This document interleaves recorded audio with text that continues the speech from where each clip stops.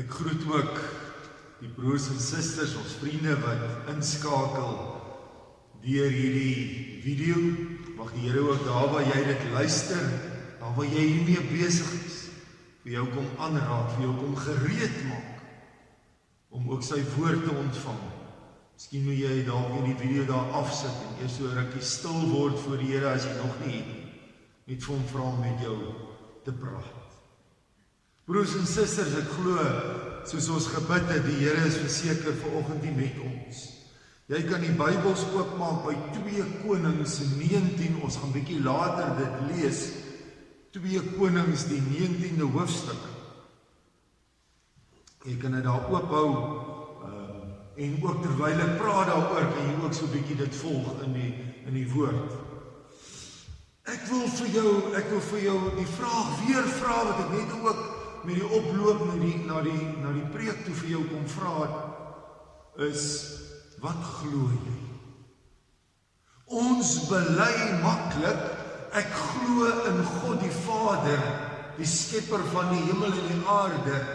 Ek glo in Jesus Christus, sy eniggebore seun. Ek glo in die Heilige Gees. Ons sê dit met ons mond, en as iemand vir jou vra, wat glo jy, dan dink ek, kan ons dit maklik sê, maar glo jy regtig? Glo jy regtig in die Vader, die Seun en die Gees? Glo jy regtig in die Bybel?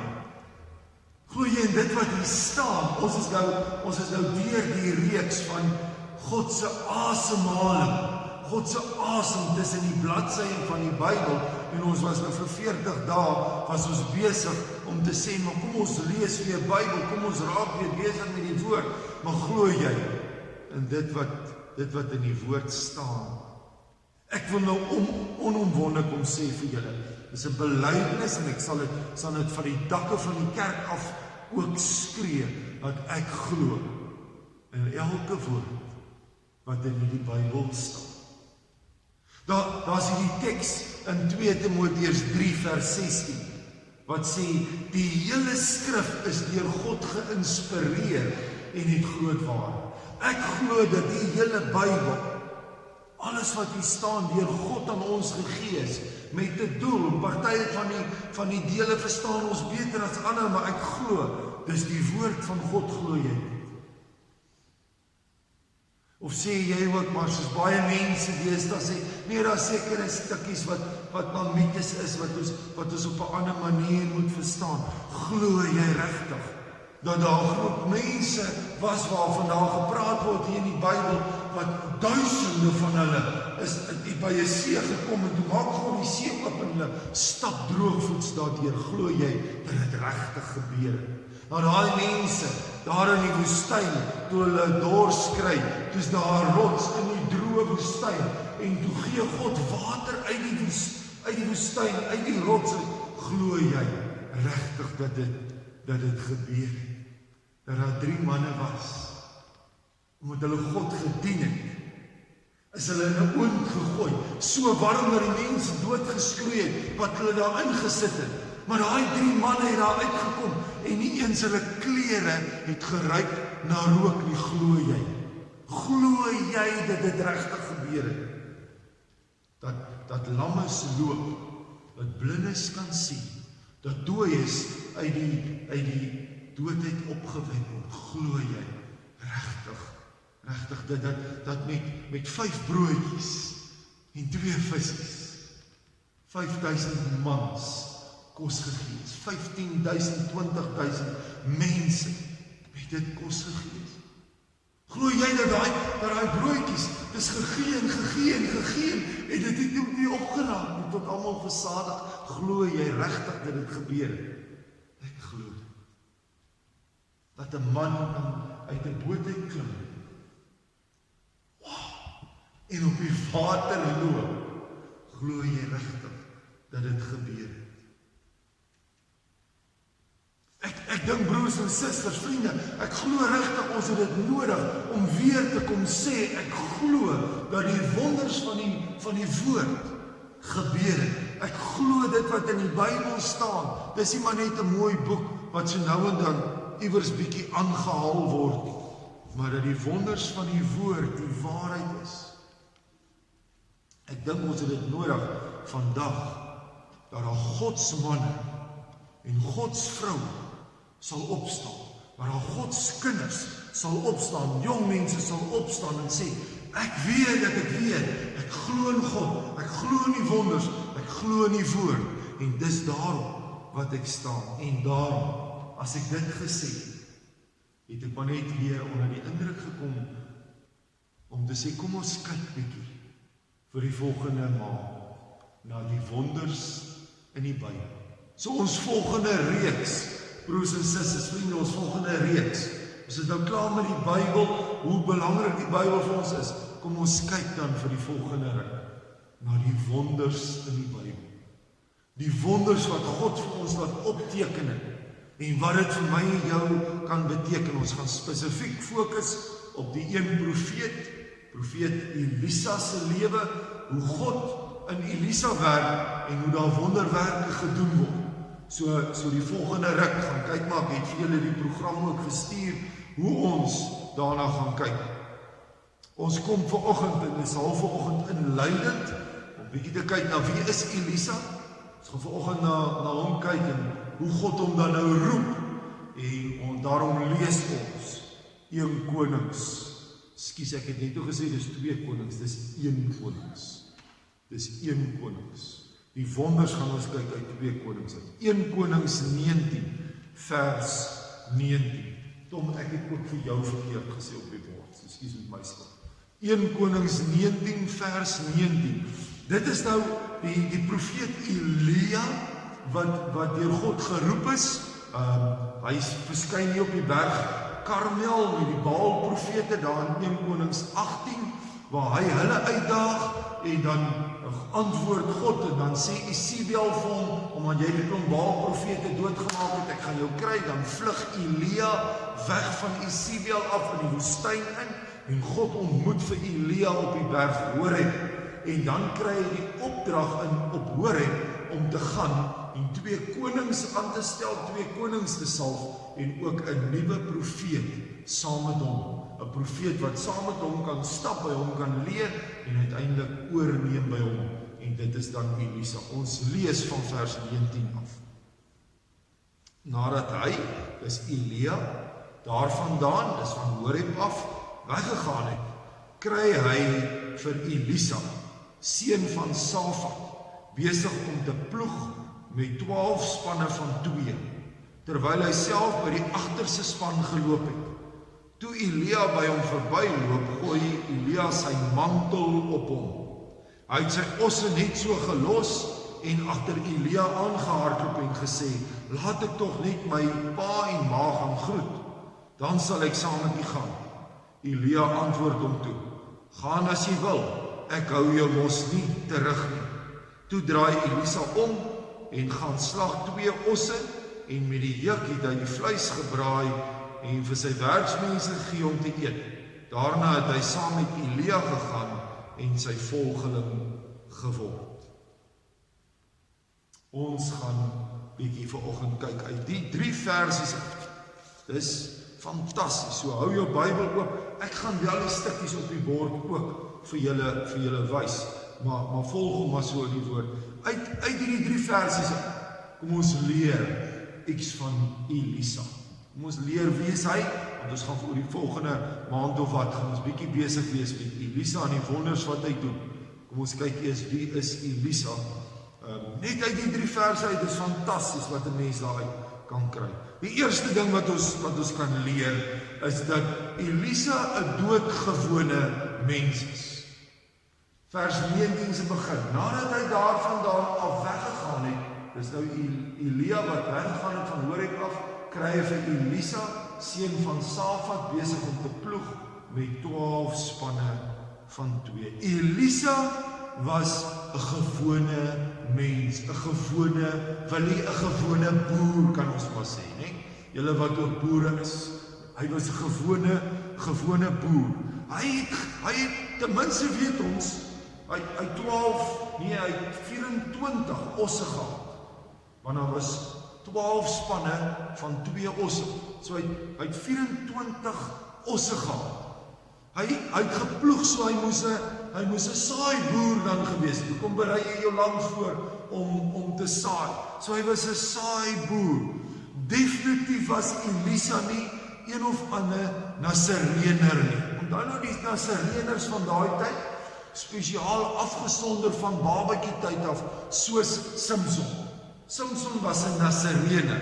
Sy ma het die opdrag gekry toe hy nog klein is, jy moet mooi na hom kyk, hy mag nie wyn drink nie, jy mag nie sy hare afskeer nie. So van kleins af het Samson se ma hom groot gemaak om as rigter op te tree, afgesonder spesiaal vir God. Samuel, wat die ander groot profeet in die Ou Testament was. Samuel van kleins af, voor sy geboorte af, beloof Samuel se ma, ek sal hom afsonder, ek sal hom vir u gee.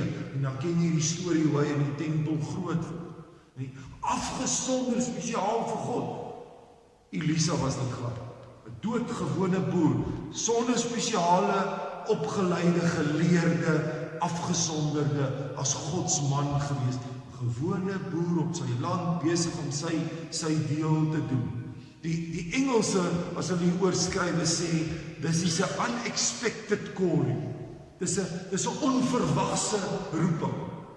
Hy is besig met sy werk, hy het dalk God geken en geweet van God, maar dit was nie sy plan. Maar dan kom God. As God deur hierdie Elia profeet gaan staan by 'n gewone boer en sê vir hom, maar ek wil hê jy moet my op 'n spesiale manier volg, ek en jy, ook doodnormale, doodgewone mense, besig met ons beroep, besig in die skool, besig om op 'n normale manier groot te word, besig om op 'n normale manier my lewe te lei, doodgewone mens. Maar ek glo, broers en susters, hoor gou, ek glo God kan ook buitengewone goed doen deur doodgewone mense, en Elisa as 'n voorbeeld daarvan.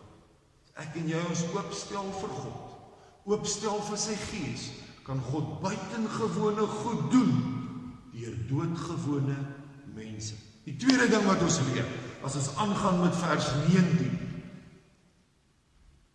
terwyl hy self by die agterste span geloop het.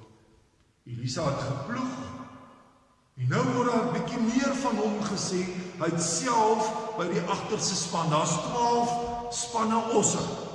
So hy het heel moontlik nog 11 ander werkers gehad, wat die ander spanne van 2 gedryf het. Maar Elisa is self daar, besig om hard te werk, besig om vir sy werksmense die voorbeeld te stel, besig om 'n oogie te hou oor dit wat aangaan.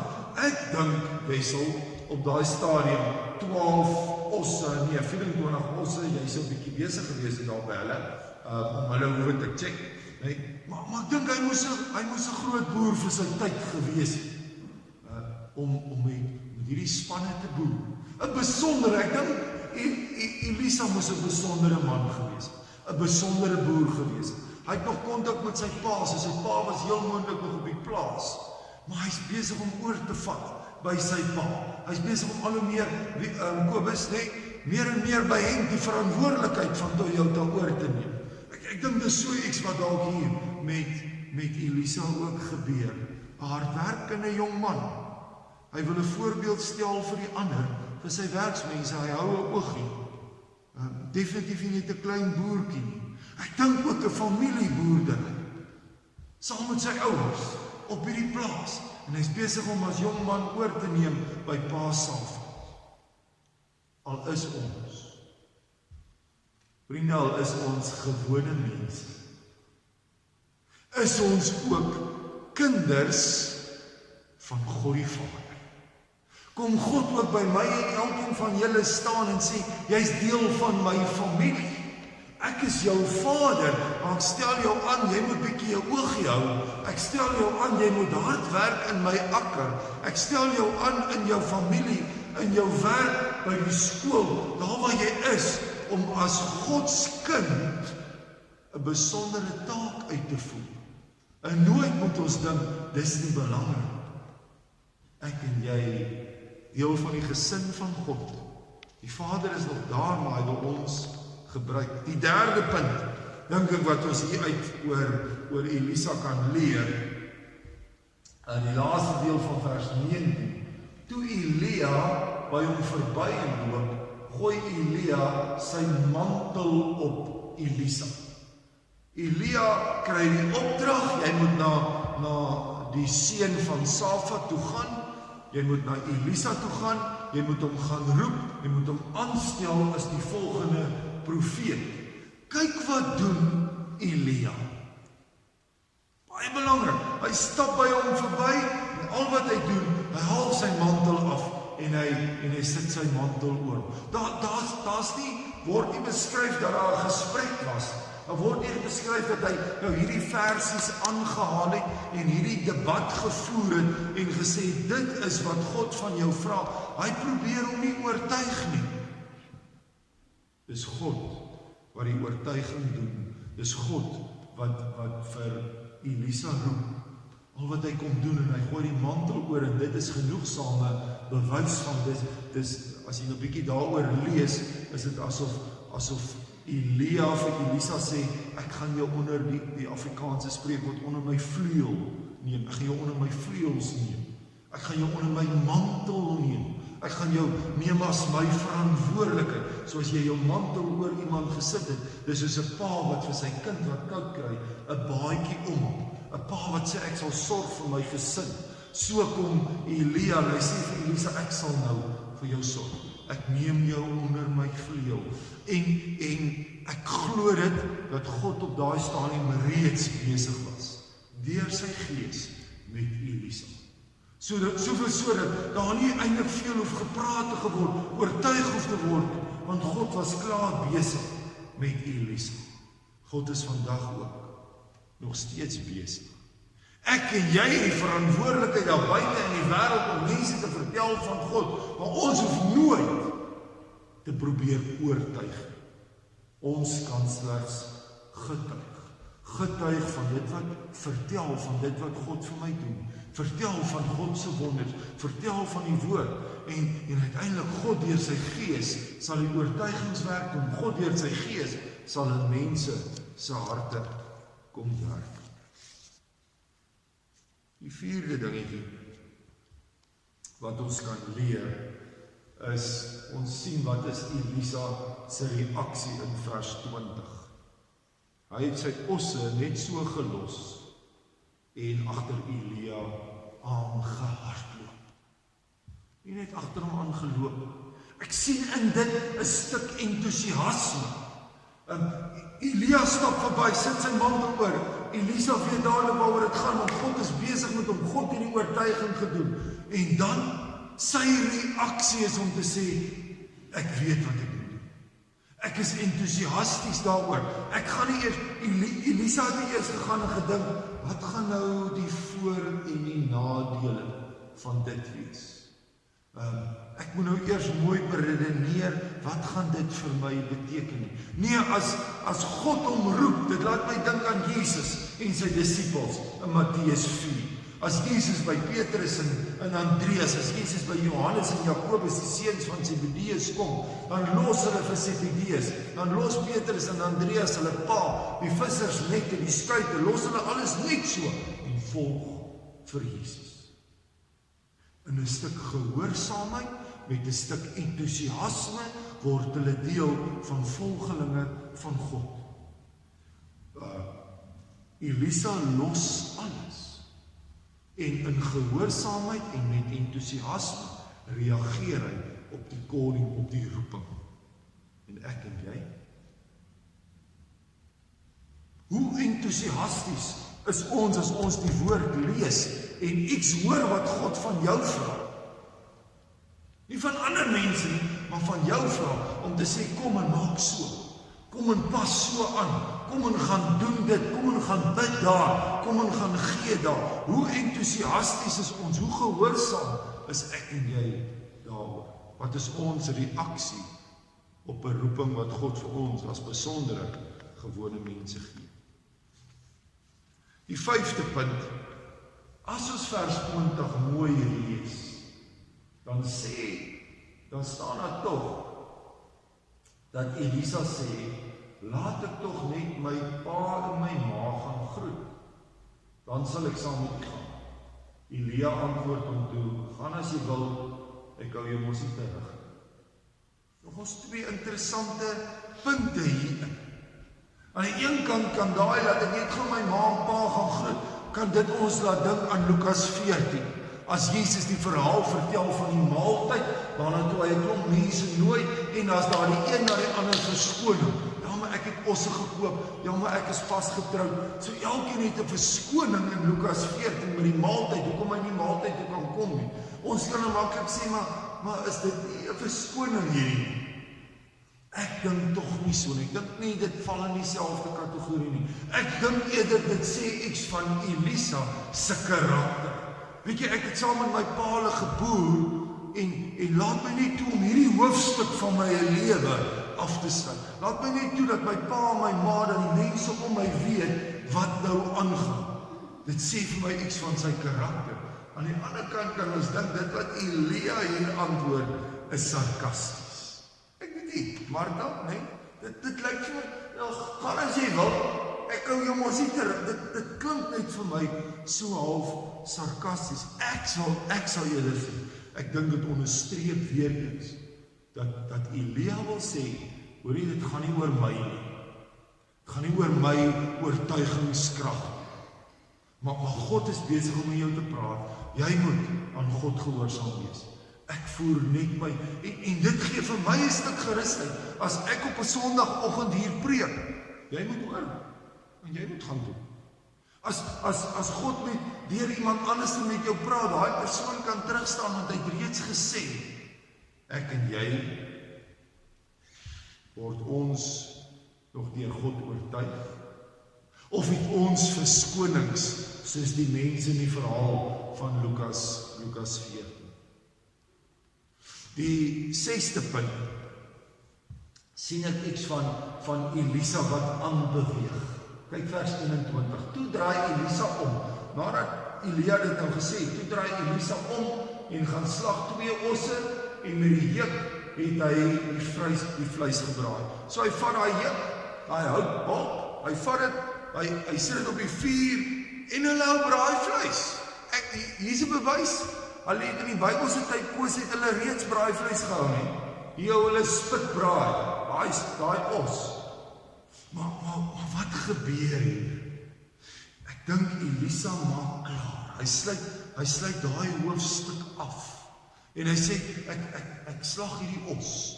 Ek brand hierdie juk, want ek gaan nie weer terug soontoe nie. Ek dink baie keer wil ons agterdeure oophou. Ja, maar sê maar, ek gaan nie nou heeltemal klaar maak met die hoofstuk in my lewe nie. Nee, jy maak klaar met hom, jy maak klaar met die sonde, jy maak klaar met die verkeerde, jy maak klaar met jou verlede, jy verbrand dit en jy sê, nou draai ek om en nou volg ek vir God, nou beweeg ek aan. Dis 'n nuwe pad. Dis 'n nuwe pad wat Elisa kies om op te gaan. Op daai stadium het hy nog agter die osse aangeloop. Op daai stadium het hy nog agter sy pa aangeloop. En nou sê hy, nou is daar 'n nuwe rigting. Nou volg ek vir Elia. Nou volg ek nie eintlik, nou volg ek vir God.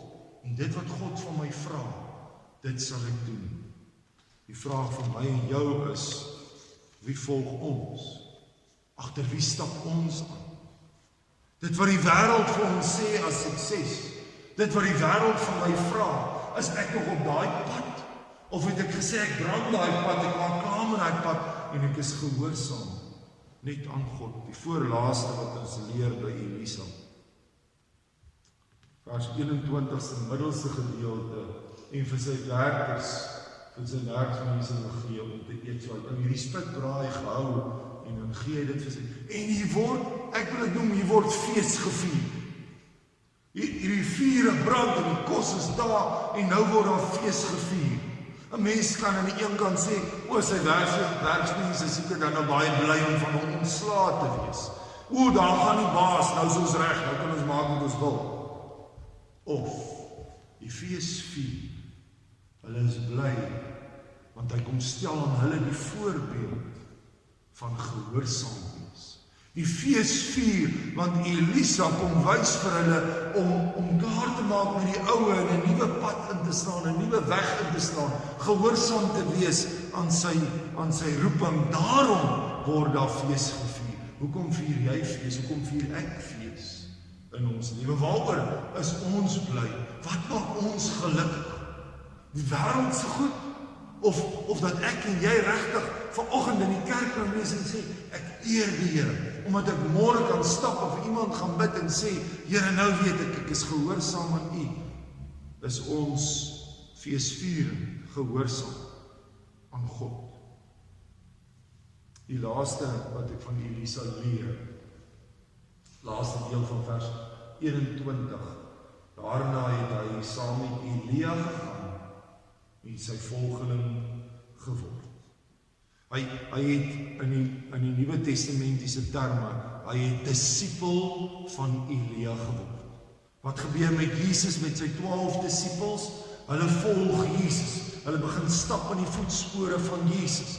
En hier sien ons dit nou al. Elia die mentor, Elia die leermeester, wat 'n verhouding met God het, wat daai verhouding met God het en sê, kom ek trek iemand saam met my in. Kom ek kry vir Elisa, dat hy saam met my begin stap. Dat dit gaan nie oor Elia nie, maar dit gaan oor God. Deur Elia leer Elisa God ken. En hy stap 'n ruk, hy luister na Elia, hy sien wat Elia doen. En dan, aan die einde, as Elia se taak klaar is, hy is een van die 2 wat lewend opgeneem is in die hemel. As Elia se taak klaar is, word hy opgeneem lewend met 'n vuurwapenberg. Word hy opgeneem in die hemel. En sy opvaar, dan val sy mantel af en dit val op Elisa. En dan is dit, nou is die verantwoordelikheid jou. Nou het jy die verantwoordelikheid, dit wat ek jou geleer het van God, om nou dit weer te gaan leer. En ek en jy, by ons kom stap Elisa vanoggend verby. En hy sit so 'n stukkie van sy mantel oor ons. By my en jou kom Jesus vanoggend verbygestap en hy sê, kyk wat het ek gedoen en jy moet in my voetspore volg, want jy sê jy glo in God, jy glo in Jesus, jy glo in sy woord. Kom en leer dit, sodat ek en jy ook voetspore kan trap. Ons gaan sien, hoe doen Elisa deur die genade van God, hoe doen hy wonderwerke. Maar hoe word ons dan ook uitgedaag om God te vertrou vir wonderwerke in ons lewe, vir wonderwerke wat God deur gebed en deur jou geloof en deur genade ook na ander wil doen. Vir die volgende maand gaan ons dan besig wees met Elisa, sy wonderwerke en wat God vir my en jou wil leer. Amen.